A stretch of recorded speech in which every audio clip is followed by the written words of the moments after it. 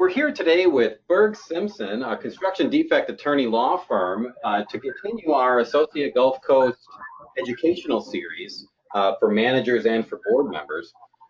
And Burg Simpson is one of the attorney firms that we've used in the past. It's a tremendous outfit. And I'd like to bring in Deanna Sada to kind of introduce not only Burg Simpson to everybody, but give a general idea of what it is that Burg Simpson does. So Deanna, if I could, welcome to the show, and could you kind of describe you to us, and then Burg Simpson in the general sense? Sure. Thank you, Paul, and thank you for having us today as well. As Paul mentioned, my name is Deanna Sada. I've been an attorney for a few years. I started my career doing construction defect, took a little detour, and now came back to it with Burg Simpson and expanding into Florida. Burg Simpson is a firm that is based out of Colorado, and it does various other areas of law, but in Florida we focus exclusively on construction defect litigation. So we have a team that's all we do, and the team is comprised of me, Joe, Annika, and Kurt Sullen. Joe's actually been doing construction defect for over 20 years. I'll let him talk about himself. But basically, we represent homeowner associations, condominium associations, sometimes single-family homes or commercial properties, but mainly homeowner and condominium associations. When they have defects in their community, we take the case on a contingency fee. We front costs, and we go after the developer or the contractor or whoever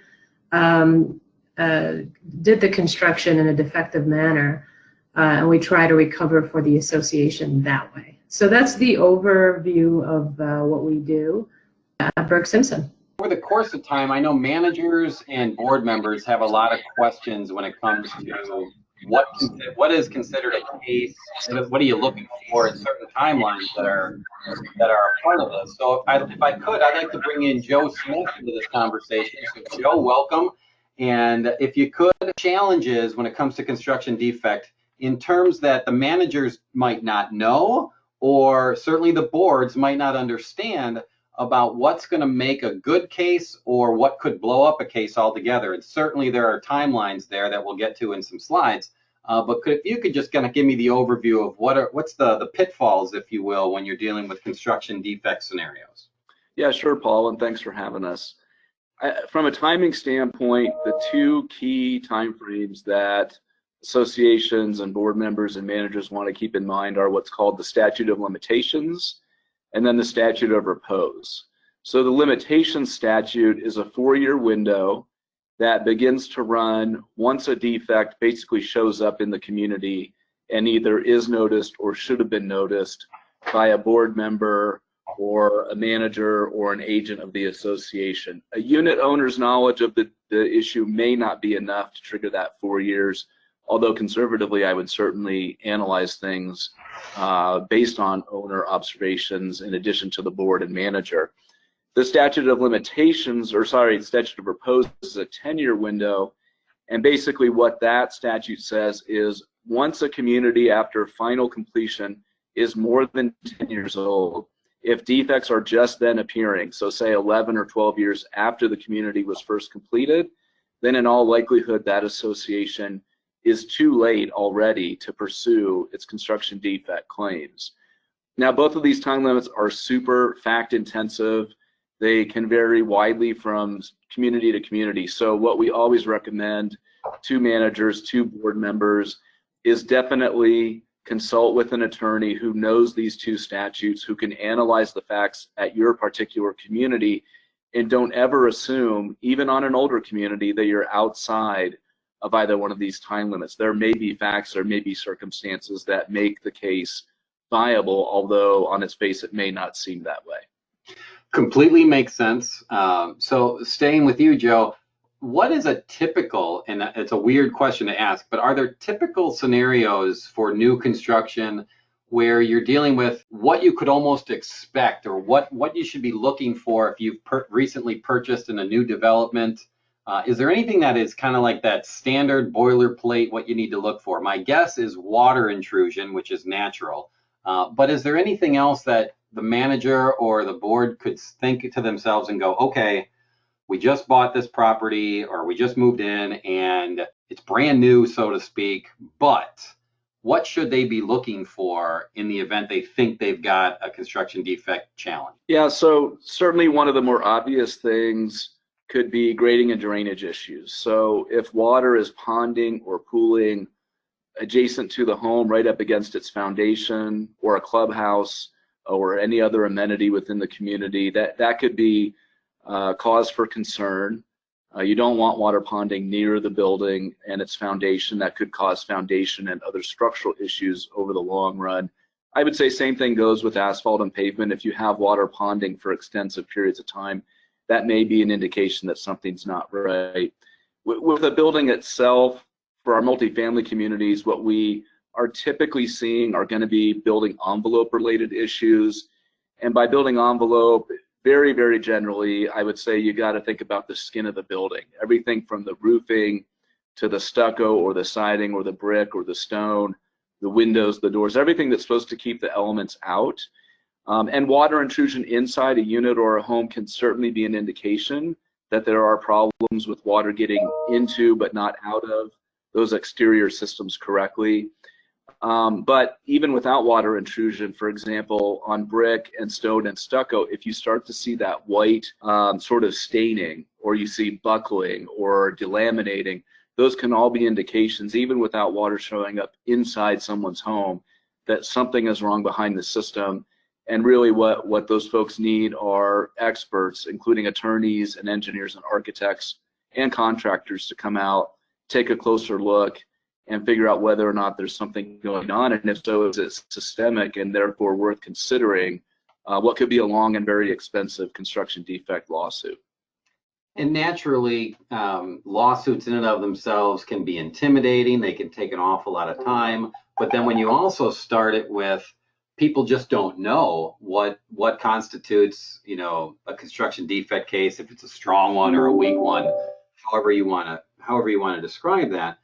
So Deanna, if I could, I want to pull you into this, where an association might say, well, who do we call first? Do we call the attorney first, or do we call the engineer to figure out what the problem is? And I think the managers are kind of stuck in the middle, because we can kind of discuss, well, we could call them both. I can make the argument to call either or, but I don't really think either or is the right way to go. Can you kind of shed light on who should we call first if we think I think for the most part, call a construction defect attorney first. And the reason I say that, Paul, is because going back to what Joe was talking about earlier, an engineer may or may not know, likely won't know, if there are statute of limitations issues. And if an engineer goes out first, takes a look at the property, decides that we might have to do some more digging, some more testing, these could be weeks or months passing by that are very integral to a legal case. And so I think if an attorney goes out first, a construction defect attorney or an attorney who understands these things, one, the attorney is likely to bring in an engineer anyway. In fact, we do that quite frequently when we go out to take a look at a site. We would take an engineer with us because they do have expertise that we don't have.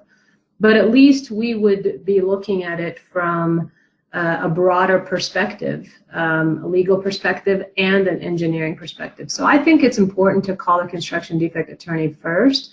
The second component of why it might be wiser to call an attorney first is cost to the association. I don't know about all other firms, but at least with our firm, we do this on a contingency basis and we front costs. And a lot of times we include at our expense that initial engineering inspection. And so instead of the association paying for an engineer per hour or a flat fee or whatever it may be, that engineer would still get paid, but it would be at our expense or fronted by us if we needed to do more forensic testing. Does that make sense? It absolutely makes sense. So from a intimidation perspective, think of you're a board member and you think, oh my gosh, we've got this potential legal issue in front of us. how you're describing it is there's a very real potential that the association won't need to front any money for the inspector, the engineer to come out. But let's talk a little bit about the engineers. Is it fair to say that you're comfortable working with most engineers, but that you do have some that you feel more comfortable with?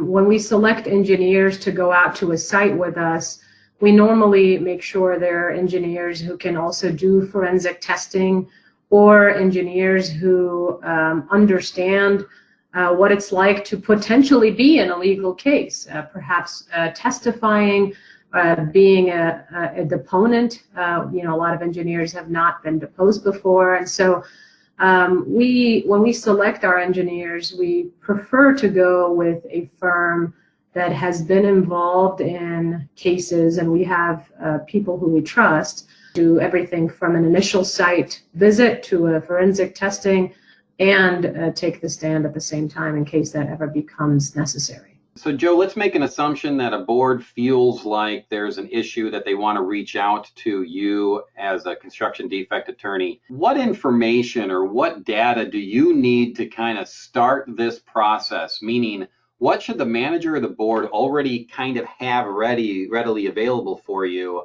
to kind of start the process? You know, first and foremost, if by any chance there's already been an engineer or an architect who's looked at any portion of the property that the board or manager are concerned about, we would definitely want to see that report. In particular, any developer transition or turnover reports are going to be extremely helpful to us, both in identifying what that engineer or architect believed or identified as being the then current condition. And they also tend to identify a lot of the underlying information of the architects, the engineers who designed the project. And that may lead us down a pretty easy path to get our hands on things like blueprints, the plans or specifications for the community. So from a design and construction standpoint, even before we've gotten on site, both we and the engineer that we may be bringing with us can get a sense for how the community was supposed to be built. From a more legal standpoint, the thing I always like to have as early as possible is a copy of the community's governing documents, in particular the declaration or covenants. And my first analysis is almost always going to be, what is a common element or a common area that the association is automatically going to be responsible for maintaining or repairing or replacing versus an individually owned component. There are ways that possibly individually owned components can be brought into a lawsuit pursued by the association, but certainly at the outset, we want to know right away, what should we be looking at most closely from a common element standpoint, so that we're not wasting the board's or the manager's time in looking at things that may not ever be subject to a defect lawsuit by the association, and to expedite our time and expense with our own due diligence, like Deanna described, by getting that forensic expert out early to tell us what he or she thinks may be going on. That's very fair. So Deanna, if I could, and Annika, don't worry, I will bring you into this. But Deanna, if I could, most people think that construction defect really is only people for brand new developments, brand new properties, but that's not necessarily true, is it?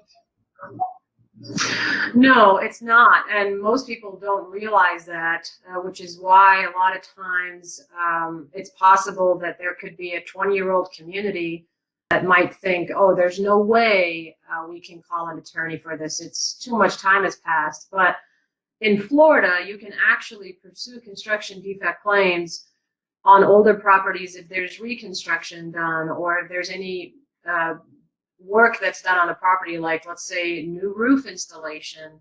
Those are subject to the same time constraints with the statute of limitations and repose, but simply because the community was constructed 20 years ago, it doesn't mean you can't sue the contractor or subcontractor if they did a project and there was damage or defects in that reconstruction or new project. Does that make sense? Absolutely makes sense. And now, Annika, if I could ask you, now obviously with the COVID virus going through the planet right now, we're all doing these very similar online recordings and webinars and informational pieces. But how is Burg Simpson, how are you all expanding your reach to get your message out and to help other people? So right now we have many CE courses approved, and we are currently getting them approved to be taught virtually as well. So we'll be having Zoom conference calls. Yeah, so that's one of the ways. And then we're also able to do inspections if people need to have us walk a property. Perfect. And to reiterate from that perspective, if an association or a manager just has a question, you guys are open to doing the property walk, that initial inspection, free of charge, that free consultation, as a way to just kind of gauge if there's something there or not, for lack of a better phrase. Is that a fair way to describe that? I would say that is. Perfect. Yay. Well, we're living in a weird time right now with the COVID virus and everything. And I truly want to thank you all for the knowledge that you've given us. Any type of litigation can be intimidating. It can be confusing. Boards don't like it, for lack of a better phrase. Managers can be confused at the same time about these types of things. But if a manager or if a board member wants to reach out to you to get directly, because they might have a question or a concern, if I could start with Deanna, and then I'll move over to Joe and then Anko, what's the best way to reach out to you directly if I'm a manager or a board member and have a question? You can email us. I mean, I'm happy to give out my email. It's not a secret. It's always our first initial last name at burgsimpson.com. So I'm D Sada at burgsimpson.com. Joe is J Smith at burgsimpson.com. And I recognize, Paul, it may be intimidating, but we don't always bite. So please reach out to us if you have a question, or if you're just wondering, hey, is this even a defect? Why not just email a construction defect attorney right away? But, you can always just go to our website if you forget our emails. There's a bunch of contact us buttons. You can call us, any of those things. We're on LinkedIn, Facebook, pretty much all the normal channels. Outstanding. Well, and again, I truly appreciate everyone's opportunity and everyone's time and the knowledge that you've given us. Much continued success for all three of you, and certainly for Burg Simpson as a whole. And we truly do appreciate the work that you've done for our clients. Again, much continued success. Thank you for your time. Thanks, Paul. Thank you, Paul. Thanks, Paul.